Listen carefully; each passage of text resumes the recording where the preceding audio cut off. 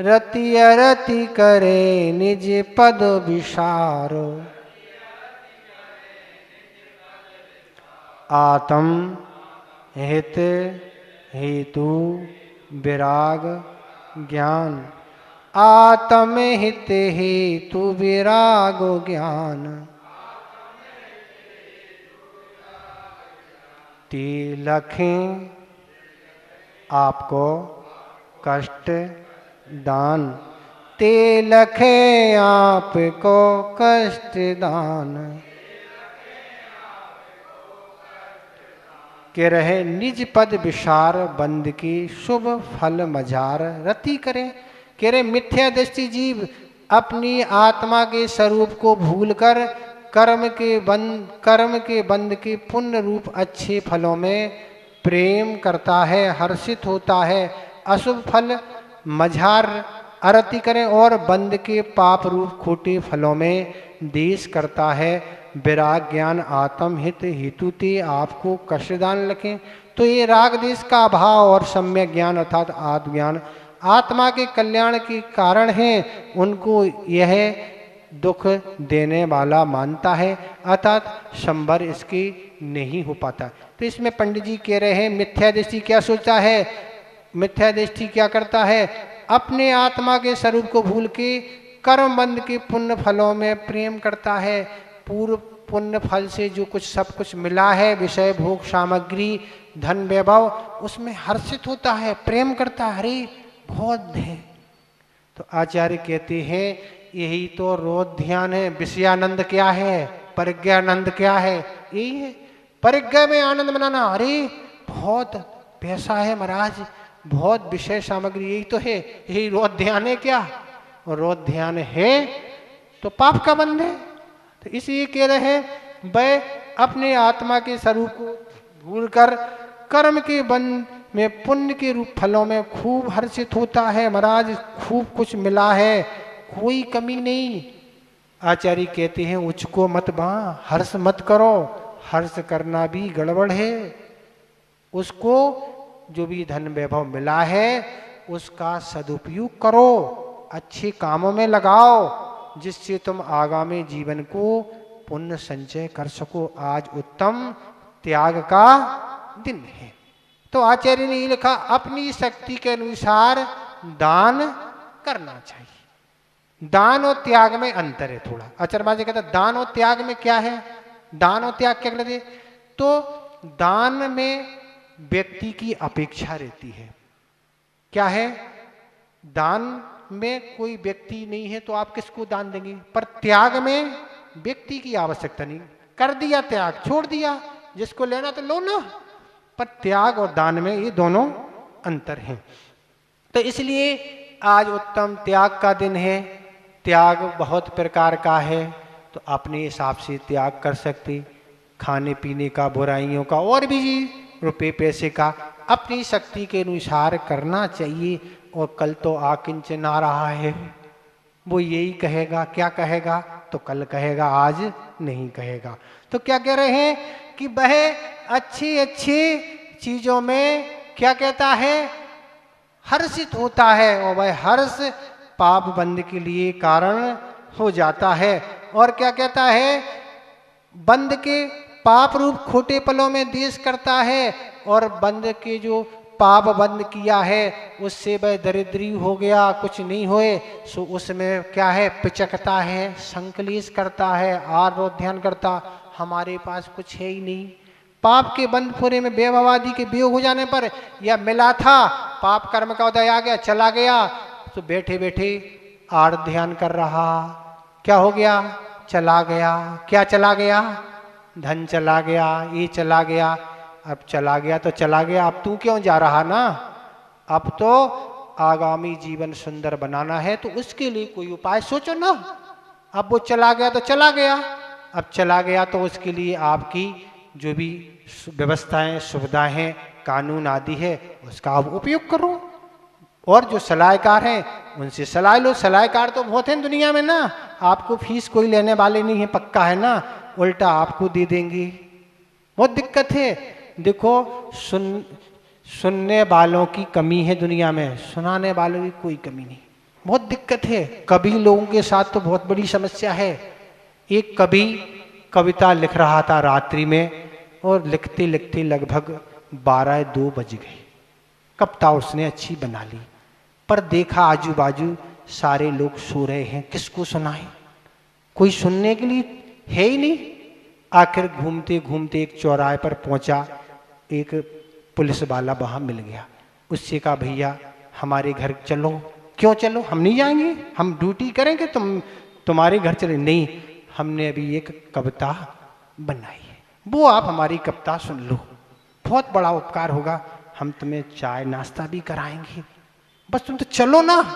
ठीक है भैया, आप क्या करें, चलिए। आ गया तो बस चाय नाश्ता का भी लाभ हो गया, वो कविता भी सुन ली। इनका माथा कुछ क्या हो गया, तनक क्या हो गया, हल्का होता, सुनाने से हल्का।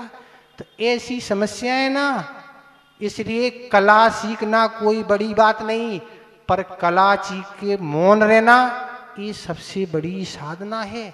आचार्य महाराज एक बार कहा था कि बोलना तो 1 वर्ष में सीख जाते हैं, पर मौन रहना जीवन भर नहीं सीख पाते। क्या साधना करोगे ना, तो कला सीख के फिर मौन रहना, तब सही साधना होती है। बोलने वाले तो आपको अनेकों मिल जाएंगे, पर साधना करने वाले की बहुत कमी रहती है। तो ये कह रहे हैं बंद हो कि इसमें अपन को पाप कर्म के उदय से ये सब कुछ मिल गया है, इसलिए अब आगामी जीवन में अच्छा काम पुण्य आदि करो तो आपका सब कुछ हो जाएगा। विराग ज्ञान आत्म हेतु ते आपको कष्टदान रखें। तो जो राग देश का अभाव है और सम्यक ज्ञान है, आत्मज्ञान है, आत्मा के लिए कल्याण है, उनको वह अपने लिए दुखदायी मानता है। इसलिए संबंध क्या कह रहे हैं, वह कह रहे राग देश आदि का अभाव और सम्यक ज्ञान ये आत्मा के लिए कल्याणकारी है। जैसे जैसे आप किसी अंदर से राग देश कम होते चले जाएंगे, वैसे वैसे आप मुक्ति की ओर बढ़ते चले जाएंगे। आत्मा का भार कर्मों से कम होता चला जाएगा। क्यों, राग देश से पाप का बंध होता है, पर आप जैसे इसी राग देश कम करते चले जाएंगे, वैसे वैसे पाप का बंध कम होता चला जाएगा। और तो इसलिए कह रहे हैं ये कल्याण के कार्य हैं, आत्मा के लिए कल्याण। जब भी कल्याण होगा राग देश को कम करने से होगा, राग देश को बढ़ाने से नहीं होगा। राग देश आप बढ़ाते चले जाएंगे तो आप क्या है, कल्याण नहीं हो पाएगा। इसलिए आचार्य कहते अपने कीमती समय को, अपने माथे को, अपने समय को इसमें अच्छाइयों में लगाओ, इन चीज़ों में मत उलझो।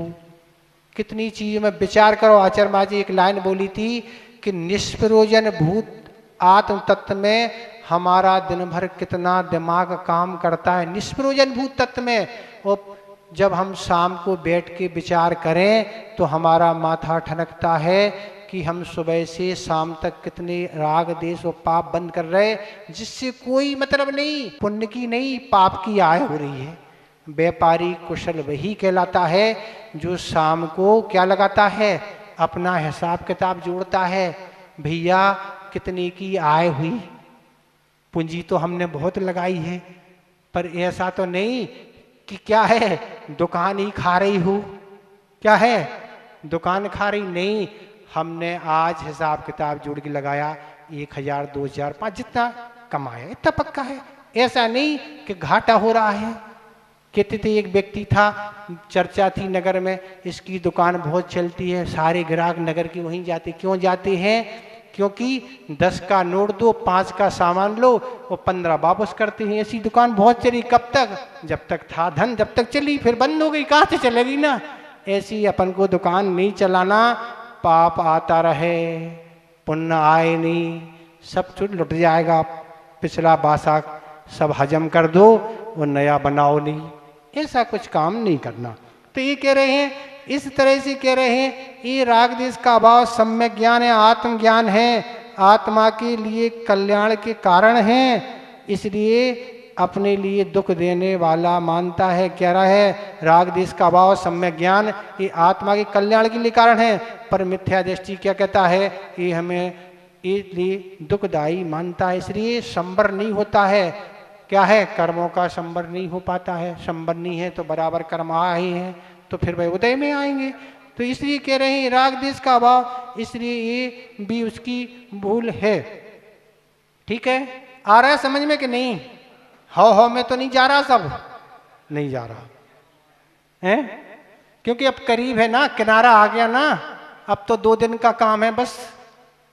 ओनली कितने घंटे हैं? घंटों की बात कहो महाराज, दिनों की बात नहीं कहो। है क्यों? कितने बजे है? क्या है पता नहीं हमें कोई। क्या बजे है बताओ तो ना। हाँ ठीक है, वैसे तो हम सोच ही रहे थे कि नहीं लग पाई, क्योंकि हम चतुर्दशी है, प्रतिकरण करना बड़ा, हम यही सोच रहे थे क्या करें। पर ये दूसरी ढाल देखेंगे, कल पूर्ण होगी तो हो जाएगी, नहीं तो जितना होगा उतना हो जाएगा, क्या करें। आज ही है, आज तो अब जाने की ओर है। कल की बात का जैसा होगा हो जाएगा, जितना है उतना हो जाएगा, क्या करें। अब आवश्यक विषय जहाँ रहता है वहाँ विश्लेषण कर देते, और जहाँ आवश्यक नहीं है तो आगे हम बढ़ जाते हैं। ठीक है, इसलिए हो गया। अब आगे कह रहे हैं निजरा तत्व मोक्ष तत्व का विपरीत सिद्धांत क्या है, इसके लिए 7वां दोबारा इसका उच्चारण करें। हमें कोई जानकारी, हमें किसी ने बताया कि रात में जलूस निकलता है, अब हम क्या कहें, हमें बताया नहीं। दिन में जब जो निकालना जो करना करें, हमें उससे कोई मतलब नहीं।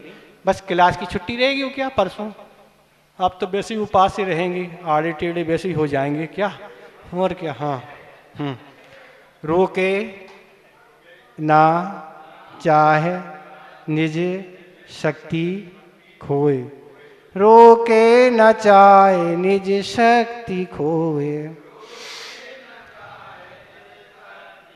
शिवरूप निराकुलता ना जोए, शिव रूप निराकुलता न जोए, याही प्रतीति जुत कछुक ज्ञान, याही प्रतीति जुत कछुक ज्ञान, सो दुख दायक अज्ञान जान, सो दुखदायक अज्ञान जान। ठीक हो रहा उच्चारण, किसी दिक्कत तो नहीं है। कुछ याद रहे ना याद रहे, पर इतना तो याद रहे कि हमें पल्ला नहीं झाड़ना है, इतना याद तो रखना ना।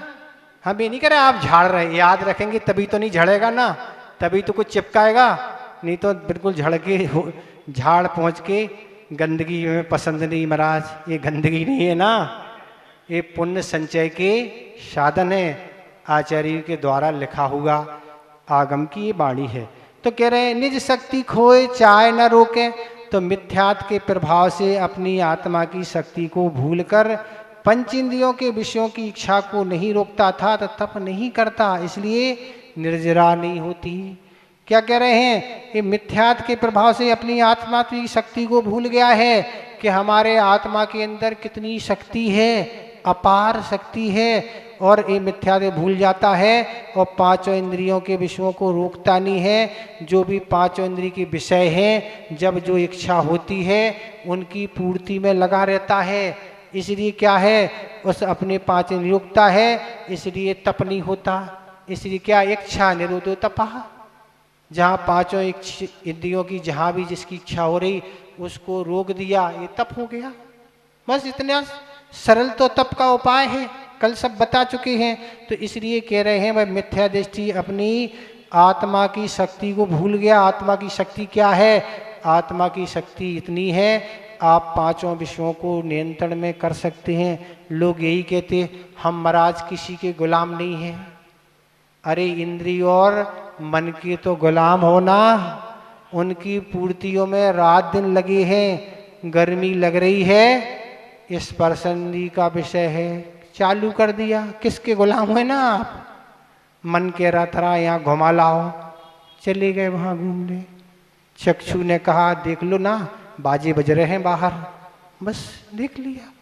ऐसे घ्राण इंद्री आदि और रसना इंद्री तो कहती है त्याग मत करो ना, ये आया है ये जल्दी से अंदर कर लो ना, जब तो दूसरा परसा जाएगा ना, न कौन परसेगा, खत्म होगा जब तो दे।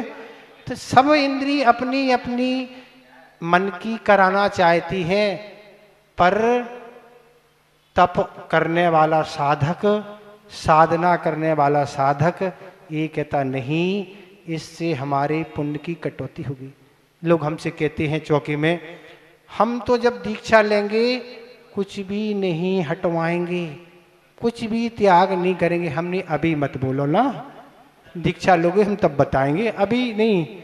सही बैरागी की ये पहचान है क्या है? कुछ भी नहीं हटवाएंगे, कुछ भी नहीं करेंगे, फिर क्या करेंगे आप? सब लेंगे। मन से भरी आप सब ले सकते हैं, पर पेट तो आपका उतना ही है ना, जितनी उसमें जगह है। और क्या करोगे, स्टेपनी लगाओगे क्या? तो कह रहे हैं वह अपनी आत्मा की शक्ति को नहीं रोकता, इसलिए तप नहीं होता है। तप जब ही होगा जब हम इच्छाओं पर नियंत्रण करेंगे, इस साधना से बढ़ेंगे। तो ये उसका निर्जरा तत्व की यह उसकी भूल है, ऐसी निर्जरा नहीं। ये निर्जरा तत्व यही सही है कि अपन को इन इंद्रियों पर कंट्रोल करके तप को करना है, सी सब निर्जरा। और कह रहे हैं शिव रूप निराकुलता ना, जो मोक्ष का स्वरूप निराकुल है ऐसा विश्वास नहीं करता। क्या कहता है? मोक्ष में निराकुलता नहीं, आकुलता है। तो फिर मोक्ष और संसार में अंतर क्या है भाई? प्रश्न तो है ना, दोनों एक से हो गए ना, आकुलता यहाँ और आकुलता वहां। तो भैया काय को जाए ना वहां, इतना तप करके साधना करके मोक्ष में जाए काय को, जब आकुलता वहां भी है। पर ये सही श्रद्धा नहीं है, मोक्ष में कोई आकुलता नहीं। आकुलता क्यों होती है? आकुलता जब होती है जब हमें किसी वस्तु की आवश्यकता और ना मिले, पर शरीर के लिए आवश्यकता है, पर सिद्धों में शरीर है ही नहीं। कर्म के सद्भाव में आकुलता होती है, सारे कर्मों का अभाव हो गया, क्या आकुलता होगी?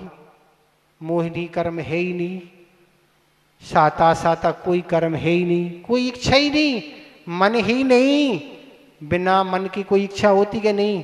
तो ना मन है, ना वहाँ इंद्रियां हैं, ना वहाँ शरीर है, कुछ नहीं। इसलिए आकुलता का वहाँ कोई काम नहीं। इतनी आकुलता, कहाँ आकुलता? कोई आकुलता नहीं।